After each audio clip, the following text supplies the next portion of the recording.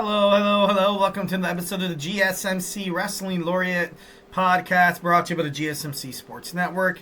I'm your favorite wrestling fan here. Hoping you guys had an amazing, fantastic Monday, Tuesday. Today is Wednesday in honor of my mother who once told me that Wednesday is she used to call it hump day, and now, guys, don't get all crazy. It's just like when you're trying to get over the hump of the week, and then you get to Thursday and Friday, and then it's all downhill from there to the weekend. We have a fantastic college football prepared for you on Saturday. You guys are going to watch some serious playoff contentions. We're also going to watch the NFL. We got week 14, 15, 16, 17. Yeah, it's crazy. It feels like the NFL week, the year. Literally, it's came and gone, and now we're going to be stuck watching some teams in the playoffs. I got to be honest, the NFL playoffs this year, I don't know why, and I'll keep this very brief. I just feel like the Chiefs recently have been very, very boring, and they're such a boring team to watch because they keep winning. They pull, wins out of their ass, and they end up, all they do is win, no matter what. That's, I picked up some Buffalo Wild Wings on Sunday.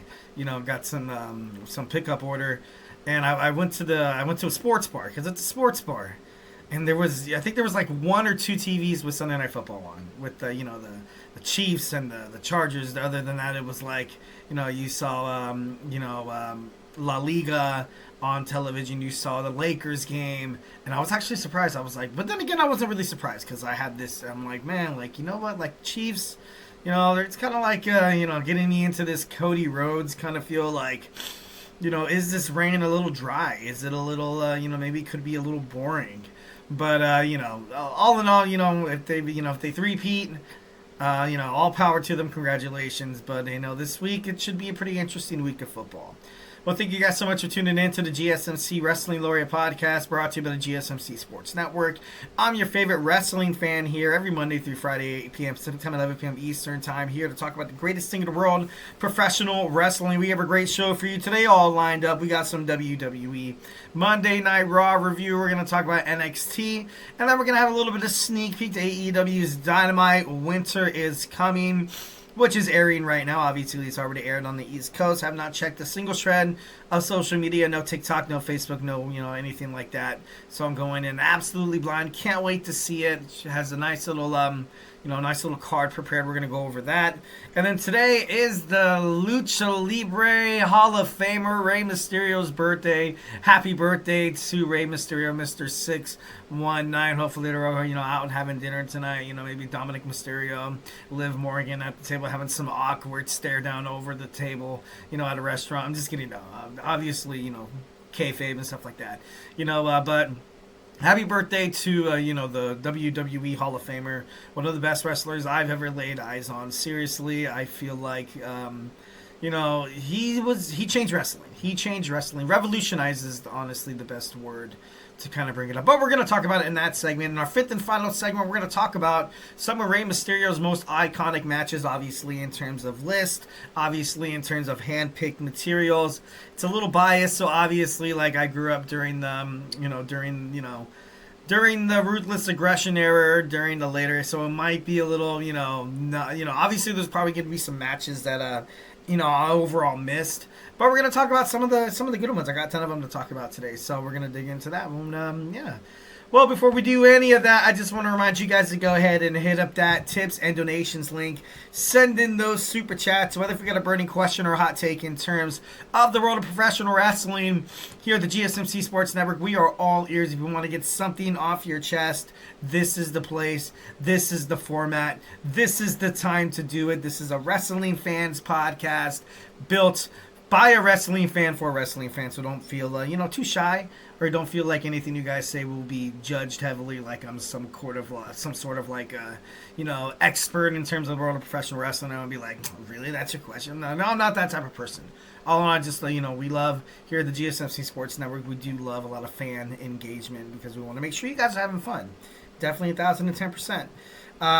So yeah, make sure you guys send in those super chats. And if you really want to make sure your comment, question, or concern gets noticed, why not use that super chat? Go ahead and hit up that little box right there. Tap that $sign, which is going to guarantee whatever you guys put inside that box is going to be talked about, going to be featured, going to be debated about on the show.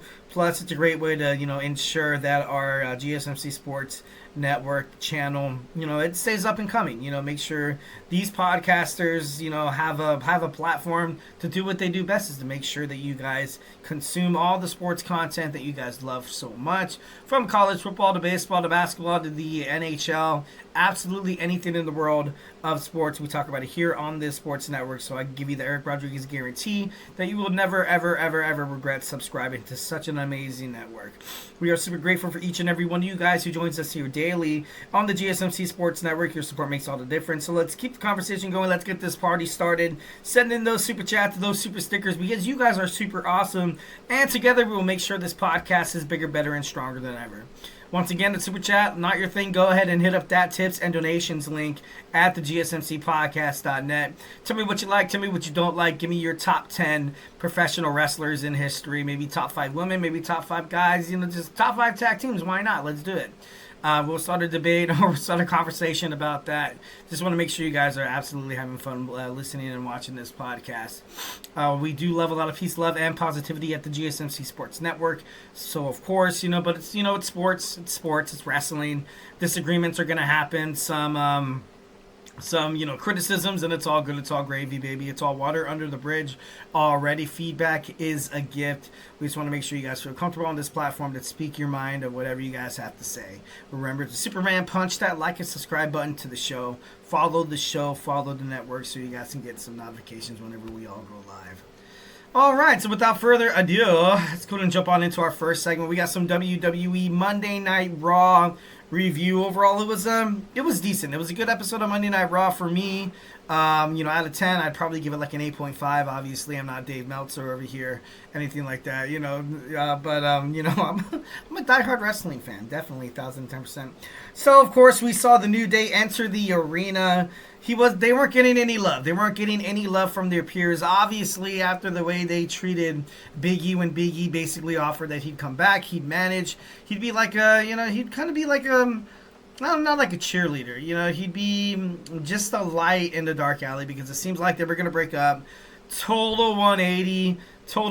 They're going to stay together. They're kicking Big E out, blaming basically everything on Big E. How they're hanging on him coming back. How long is it going to take for your neck to finally get, is it going to, are you ever going to be medically cleared to compete in WWE or even inside the squared circle ever in your whole entire life? And, Kofi Kingston, saying that, oh, you broke your neck, so what? Like, you know what I mean? But overall, I feel like this is an interesting, like I said before, if this is just going to be a way to kind of have that New Day breakup shock factor, like, it's cool for about, 5 to like 6, 7, maybe even 8 months. And then after that, Xavier Woods is getting bad bookings. It looks like he's not really doing anything in his respective singles category or teaming up with Kofi. And as when, on the other side of that coin, Kofi Kingston, he's getting up there. I think he's about 40 years old. So, is it going to get to a point where he's not going to be booked correctly? He's not going to get the opportunities, obviously, what these other young guys want to do. And then, that's not knocking on Kofi Kingston. That's the world of professional wrestling. That's just like, the passing of the torch. That's the reason Karrion Kross was offered to go back to WWE NXT. But he quickly declined it because he did not want to take away any opportunities from these young, up and rising superstars. So, it should be interesting to find out what happens more with this storyline. But I'm into it. Gunther comes out to speak quickly. Finn Balor interrupts him. He basically said you gave somebody a title shot who didn't really deserve it, pointing to Dirty Dom. Once again, hinting at, Dirty Dom stabbing Finn Balor in the back could possibly be a storyline for the future. It would be interesting to see at Saturday night's main event, Dominic Mysterio helping out Gunther in a way where he screws over Finn Balor, where he screws over Damian Priest. But then, there's, without Finn Balor, JD McDonough, Carlito, Dominic Mysterio, because Dominic Mysterio, even with Liv Morgan, the WWE World's Women's Champion, although, I have respect for her, it's cool and all, but, he's not that active, he's not that vocal as he was when he was with Mami, when he it's It's all right, especially with the addition of Raquel Rodriguez to watch Liv Morgan's back. Maybe, down the line, you have Liv Morgan drop Dominic Mysterio. Maybe some way along the line, you see Finn Balor dropping Dominic Mysterio. Dominic Mysterio is left without any friends.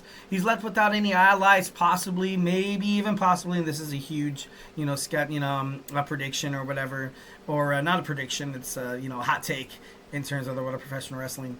Maybe somewhere along the lines, he finds his way to, kind of link up with Damian Priest and. Rhea Ripley once again. Maybe they have their, Judgment Day 2.0 where they're going to take down, basically the enemies that they ultimately built up. Because, other than that, if Dominic Mysterio loses these two storylines, his character could be in trouble. His whole persona in WWE, it's going to take a hit. So if you're planning to keep Dominic Mysterio for the long run in WWE, the booking that he is right now, kind of being the latchkey dog for the WWE World's Heavyweight Champion, Liv Morgan, it's not really working. He's being talked down to by, Finn Balor. Finn Balor clearly, and I kind of analyzed this after watching that promo, after the show, to be honest, that it seems like Finn Balor really has no desire to kind of make it back to where he was the first ever Universal Champion. And it's sad and it sucks to see because Finn Balor was so damn interesting. He was so great as a babyface, and bringing him to the Judgment Day, and then they knocked out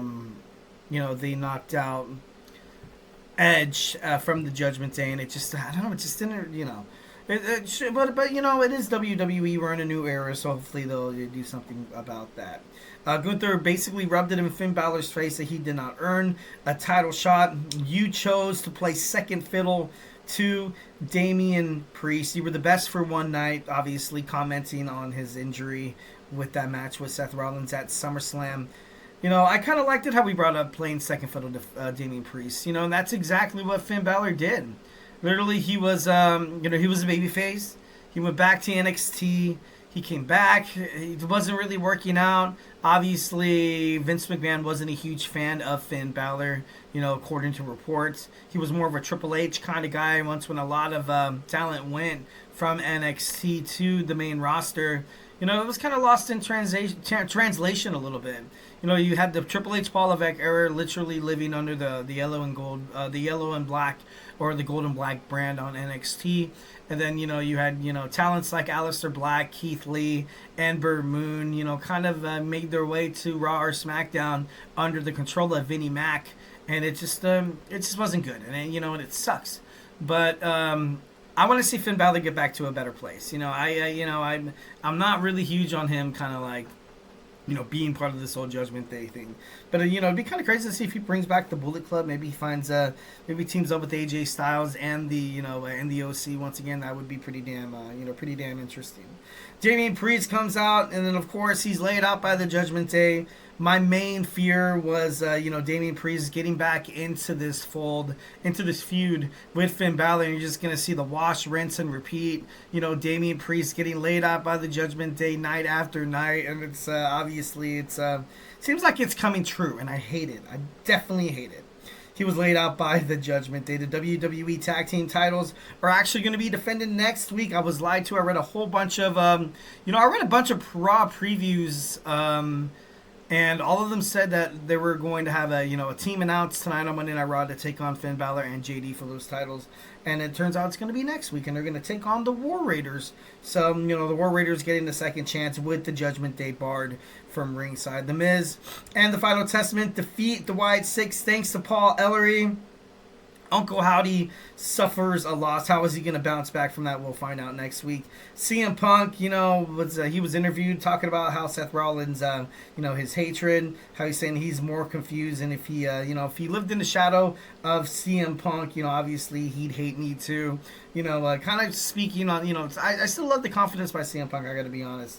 Dakota Kai lost against Liv Morgan. It was a, it was a different match, and honestly, with Dakota Kai, something that I kind of ultimately, was paying attention to, how in these type of matches, it seems like Liv Morgan actually flourishes, and I'm not, trying to dog on her to be like, oh, she's more of a WWE Women's Intercontinental Champion as opposed to a as opposed to a main event card, because right now the women's division on Monday Night Raw, I gotta be honest, is kind of suffering. Hopefully this superstar transfer portal that they're having here in WWE is gonna fix that, and there's no doubt in my mind we do get that. You know, maybe perhaps you see, you know, Jade and Bianca break up, where you have Jade coming to SmackDown and you had Bianca coming to where you have Jade staying on SmackDown and Bianca Belair coming to Monday Night Raw. And with the return of Charlotte Flair as well, the return of Asuka, there's still all these amazing women on the injury reserves list. So it, could be anything. Could be anything. All right, wrapping this up rapidly. We're trying to wrap this up rapidly. Ooh, that sounds kind of funny. Pure Fusion Collective still looking for a storyline in WWE. Damage Control. Io Sky and Kairi Sane are taken out. Drew McIntyre said he spent some time in Scotland. He was talking about Roman Reigns, CM Punk, Jey Uso, Sami Zayn, saying that they all sold out. And he actually did take out Jey Uso, which was actually, something that I anticipated. Seth Rollins, saying that he was ghosted by CM Punk, and hinting that he failed on everything else. Coming back to WWE, obviously, kind of a little jab here, talking about AEW. In the main event, saying that he never main evented WrestleMania. Sami Zayn comes out. Sami Zayn apologizes to Seth Rollins. He says he'll step away and let Rollins, kind of handle his business. Zayn announces that we're going to have him against Drew McIntyre at Saturday night's main event. Drew McIntyre attacks Sami Zayn. Women's Intercontinental Championship, Lyra Valkyria defeats Zelina Vega, Ivy Nile to move on in the tournament. The New Day comes out. They didn't really say anything because they absolutely got they got booed off stage. They got booed off stage. The heel turn seems to be successful, and I just hope it comes with better bookings. The fans are actually very into this new storyline of the New Day, and like I said, I'm for it. If you can book Xavier Woods, Kofi Kingston, obviously they do still have a lot of talent. They have a lot left in the tank. And it would, I like this new division. I definitely like this this new a New Day storyline here coming up here. It's kind of funny that they got booed off stage as opposed to them being welcomed in all arms and stuff like that. Rhea Ripley against Raquel Rodriguez. This was an interesting match. Anything goes. Obviously, this was kind of a way to kind of have Rhea Ripley and Raquel Rodriguez ultimately basically show that we run things here in Monday Night Raw. We run this shiz, man. But overall, it was a good match. It was an interesting episode of Monday Night Raw, and it was great. All right, guys, so hey, do not go anywhere. We talked about some WWE Monday Night Raw. Now we're going to talk about some NXT. Obviously, it aired. I don't know why I want to keep saying streamed. It aired last night on the CW. So if you got some cool questions to talk about on NXT, make sure you guys hit up that chat, and we're going to have some fun. So, we're going to jump on into that segment when we come back. So grab your favorite snack, grab your favorite ice-cold beverage, and join me here in about 30 seconds. So, hey, do not go absolutely anywhere.